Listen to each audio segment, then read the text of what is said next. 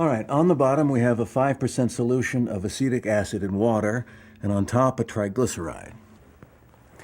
These two liquids, both polar and non-polar, are what we call immiscible. Oh, shut up, Walt. We want meth cooking and people killing, not science. What?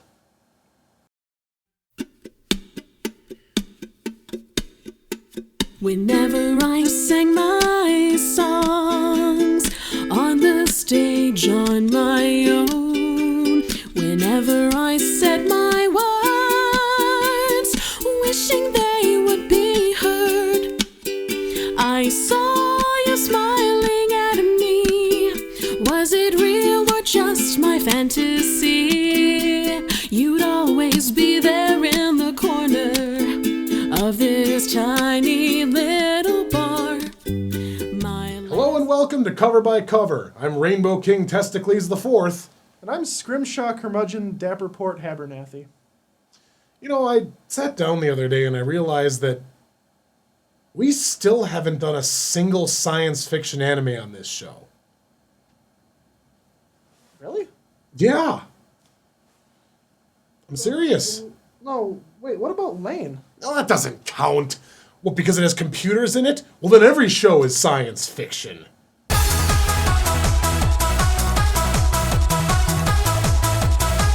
No. I mean real sci-fi, not some shit that decided to steal from Blade Runner. I'm talking about hard science fiction. And that's what brings us to our entry today. An alleged classic entitled Planetes. But why is the title written in Greek and Spanish, but not Japanese?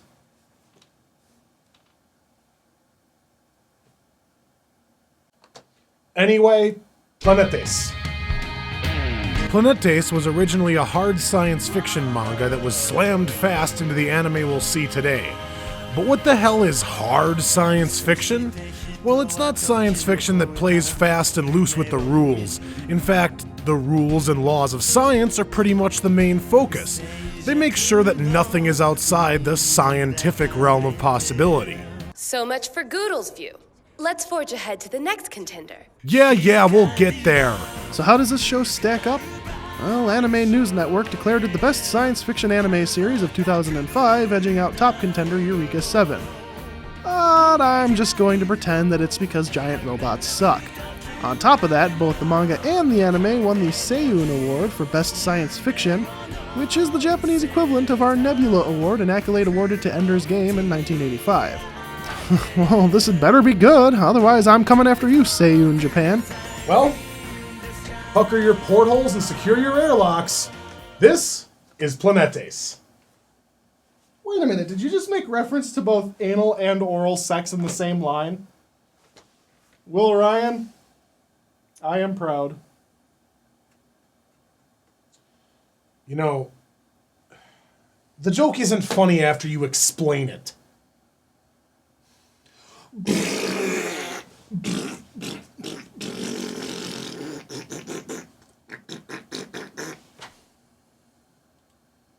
Buttfuckers. Planetes. We begin in the vacuum of space where no one can hear you scream.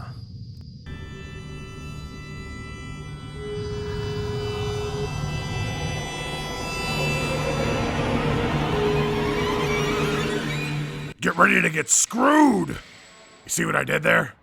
I really screwed you. Because you're literally going to die horribly because of me.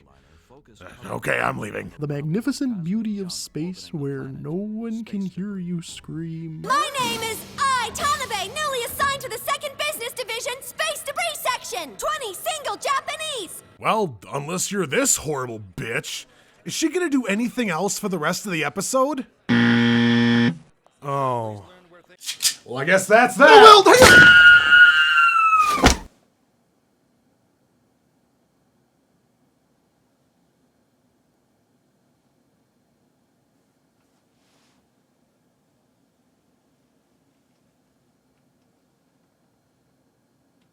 we'd love to tell you that we're joking, We'd love to tell you that she has some redeeming qualities. We'd love to tell you that this is just an incredibly Japanese way of introducing her. We would love to. But couldn't this be thought of as sexual harassment, sir? That's not where it goes. Which is more important, peace or war? Give me the gun. All right, back to the show. So this is Tanabe, and she's our main character. Apparently, she just walked in off the street, and because this company has no standards for employment, she immediately got a job as an astronaut. Well, so much for hard science fiction. But like every woman, she's got an entourage of horrible bitches whose sole objective seems to be to ruin her life.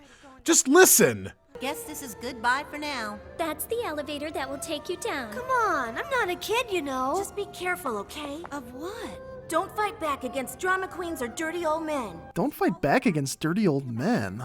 Well, let me fondle your luscious breasts and I'll rethink my position. Did she just tell her to welcome rape? Because I don't know what else that's supposed to mean.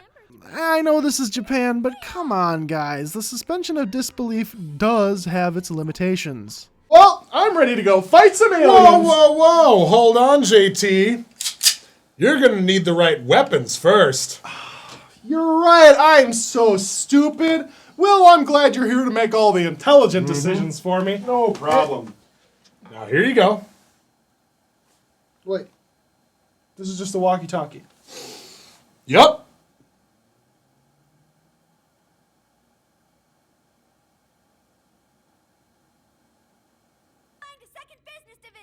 So Tanabe is quickly introduced to her fellow crew members, a chick who hotboxes in a radiation tank, a guy who keeps his pets in microwaves, and this guy who clearly intends on fighting space debris with magic. You know, this actually isn't looking so bad anymore. Yup. And also her astronaut partner and fellow main character, Hachimaki, known for his plain white headband because everyone here is really damn boring. But really, this is just our very clunky intro to our motley crew of quirky weirdos. I'm sorry, but am I watching Planet Ace or some drug-induced reimagining of Firefly? How does it look? Just great. Nice body. Yup. Well, it doesn't matter, because with no test runs or training whatsoever, Tanabe is immediately tossed into space. And why? Like they say, the best way to learn to swim is when you're drowning. That's like saying the best way to learn to hunt is while you're being chased by a bear. What is this, Sparta? Yup. Ah! What the hell? Would you please say something of relevance? Yeah, okay. Like they say, the best way to learn to swim is when you're drowning. Oh, makes sense. I mean, my parents taught me how to eat by starving me.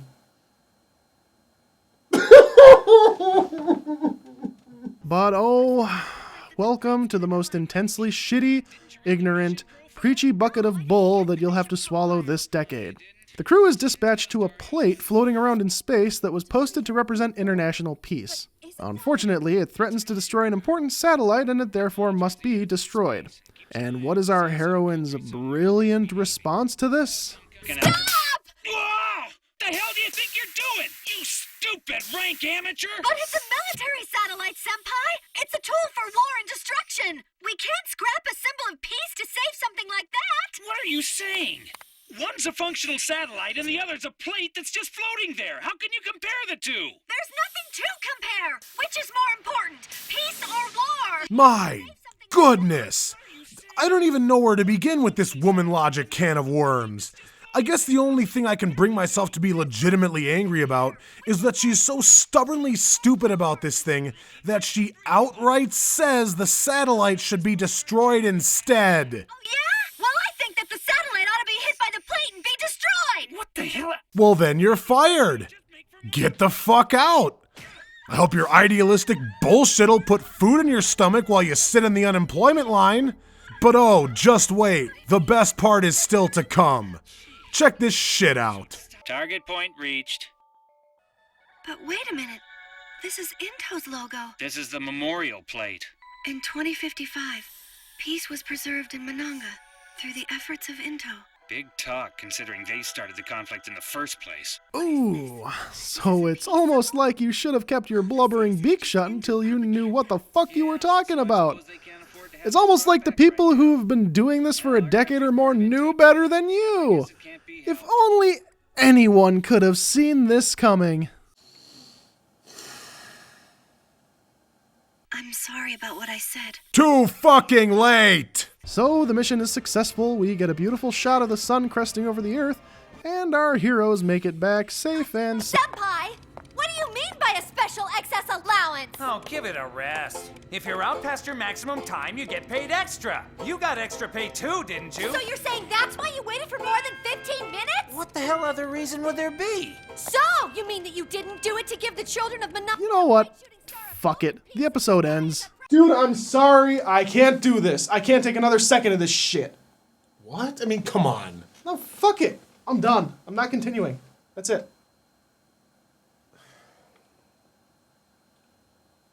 But what if, just for the sake of argument,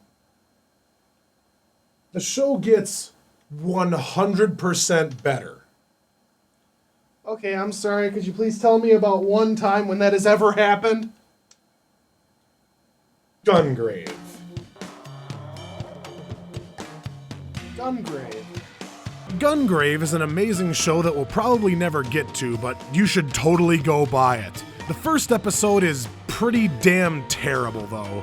It starts at the end of the series, but gives no context whatsoever. So you just watch the main character, Grave, wander around aimlessly while some crippled girl limps after him.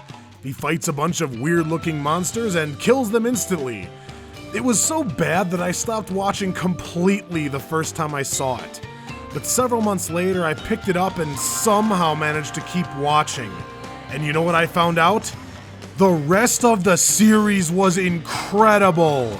It stands to this day as one of my all-time favorites, and I never would have discovered it if I hadn't pushed past that first awful episode. Okay, fine, but that's 1 in a million. How do you know that's gonna happen again? Well, there's only one way to find out. You son of a...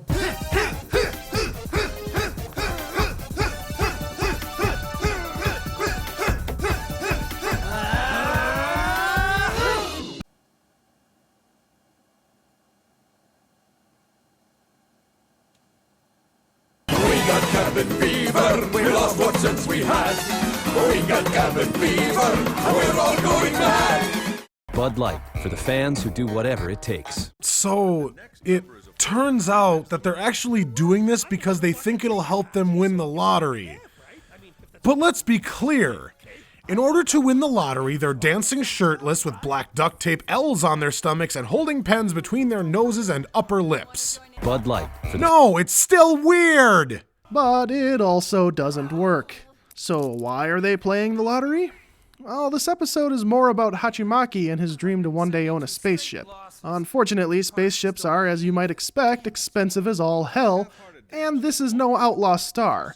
So he and his friends play the lottery every week until this happens. It's funny when a punk from half section deludes himself with dreams. Hey! What's wrong with dreams? Senpai, what are you doing? Why are you... Punk!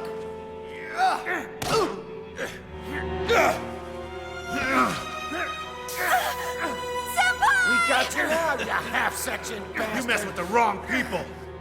Eat this, jerk! Not so tough now, are you? Well, that just happened.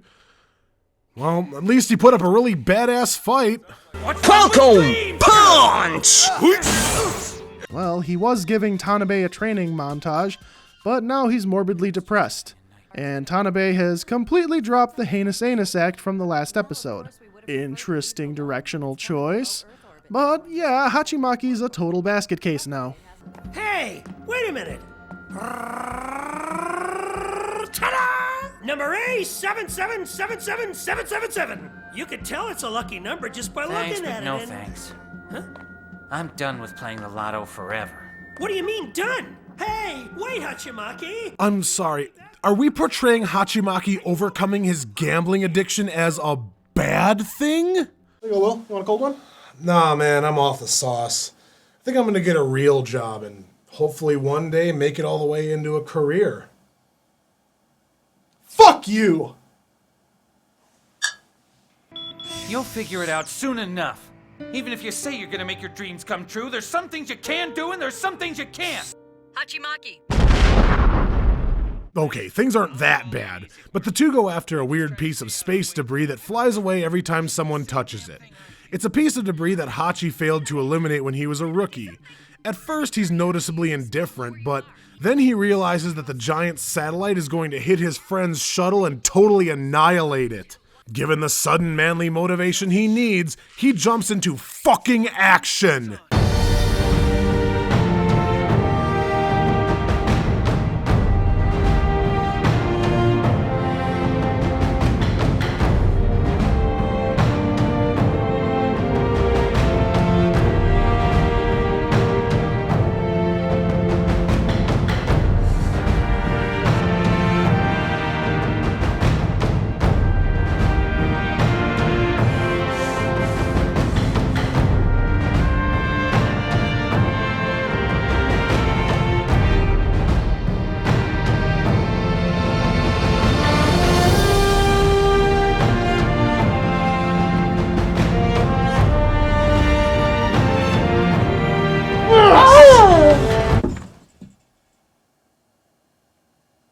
And with that, the episode draws to a close. Well, what? Of course I'm gonna keep watching. Why do you even have to ask? Guess I was right. Oh, and I'd continue watching too. I don't know how they did it, but the writers managed to fix every single problem that made me want to rage quit after the first episode. All the characters are suddenly more developed, interesting, and likable. They also thankfully ditched the bitch trio, probably to make sure that they didn't have to have Tanabe raped anytime soon. Just a guess. But anyway, I see promising things ahead for this show, and I imagine there's a good reason why it's as highly praised as it is. I'm glad I want to find out why. If I had to hazard a guess of my own, I'd say the first episode was a pilot that tested very poorly. These guys had no choice but to fix their shit and fix it fast. But from the beginning, the animation has been top-notch. The cinematography is beautiful and the art is also very good. But the one mystery I'm still trying to solve is the dog in the microwave. I mean, seriously, what was that? Well, hey, look at that. We did end up watching a show that was pretty good, and shit, we both liked it. I guess your phone wasn't too far off the mark. Yeah, I guess not. Well, that's going to do it for now, but next week, with 25 the Hard Way looming, there's really only one show left to do. And that's the anime that started it all. One that, well, you know what? You guys will just have to find out for yourselves. But how else could we end this month? Until next week, I'm Will Ryan. And I'm JT Camp, reminding you, if you have completely idiotic, idealistic, half-baked beliefs, shout it from every rooftop that you can possibly find.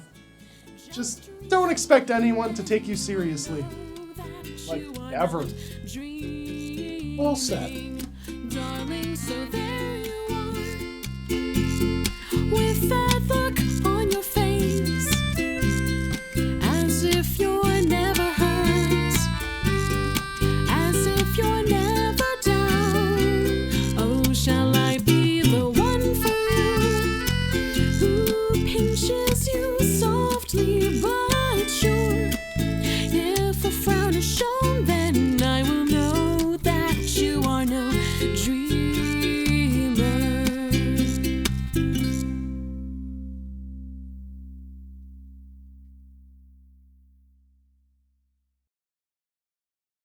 You should complain more.